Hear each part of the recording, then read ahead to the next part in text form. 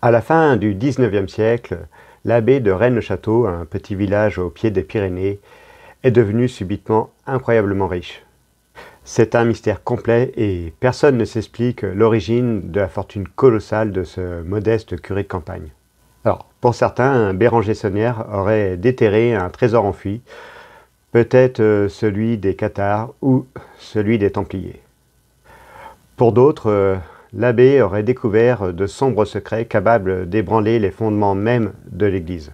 C'est en faisant restaurer l'Église que l'abbé Saunière aurait découvert d'antiques parchemins cachés dans une colonne creuse du maître-autel, des parchemins qui révéleraient la présence, l'emplacement d'un trésor fabuleux.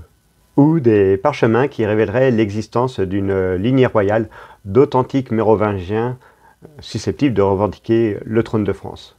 Dans les années 80, 3 journalistes iront plus loin avec leur ouvrage « L'énigme sacrée » dont s'inspira fortement le Da Vinci Code de Dan Brown. Alors selon eux, les parchemins révéleraient le mariage du Christ avec Marie-Madeleine, l'existence d'une dynastie secrète liée aux anciens mérovingiens et protégée par une société secrète, le prieuré de Sion. La fortune de l'abbé Saunière viendrait alors d'un chantage exercé ou sur l'Église ou sur les Bourbons. Complot, mensonge de l'Église, existence d'un authentique descendant du Christ, tous les ingrédients du succès sont là. C'est un succès planétaire pour l'énigme sacrée, puis pour le Da Vinci Code. Deux œuvres fondées en réalité sur un ouvrage français, L'Or de Rennes, écrit par Gérard de Sède. On finira par découvrir un mystérieux co-auteur, Pierre Plantard.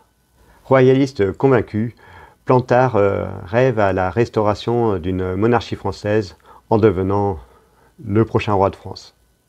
Il se présente donc comme étant le grand maître du prieuré de Sion, issu de la lignée du dernier roi mérovingien Dagobert II.